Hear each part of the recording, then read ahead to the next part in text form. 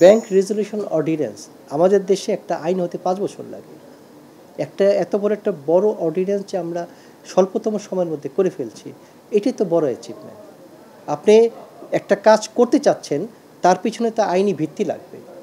আমি মুখে অনেক কথা বলি, আমি আমাদের বাংলা বিগত গভর্নর সময় আমরা দেখি নাই যে ব্যাংক মার্জারের কথা আসেনি পদ্মা ব্যাংকে সিটি ব্যাংকের সাথে।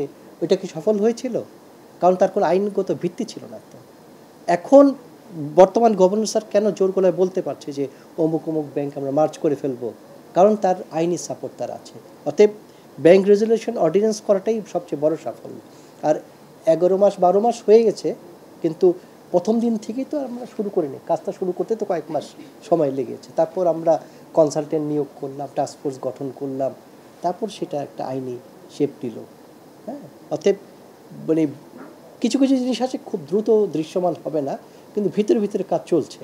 হ্যাঁ, হয়তোবা প্রতিটি ধাপের অগ্রগতি আপনাদের সাথে শেয়ার করা হয় না বলে আপনারা ভাবছেন যে হয়তোবা কাজটা স্থবির হয়ে গেছে। আজকে স্থবির নেই, কাজ চলছে। কিছুদিন পর পর একটা মানে সিগনিফিক্যান্ট একটা ডেভেলপমেন্ট হলে ওইটা আপনাদেরকে আমরা শেয়ার করছি, গভর্নর স্যার শেয়ার করবে ওগুলো। এখন পর্যন্ত আসলে স্যার এই সংস্কারের কাজটা কোথায় আছে? এই যে ব্যাংকগুলো মার্জ করতে যাচ্ছি, এবং এই যে ফরেন্সিক অডিট হলো, প্রতিটি ব্যাংকের প্রকৃত হেলথ আমরা যাচাই করতে পারলাম।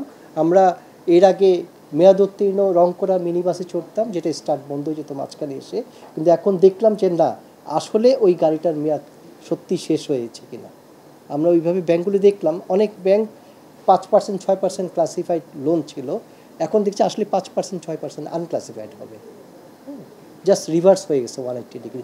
এই যে প্রকৃত হেলথ যদি আমি আগে রোগটা ডায়াগনোসিস করতে না পারি, আমি ওষুধ প্রয়োগ করবো কী আর?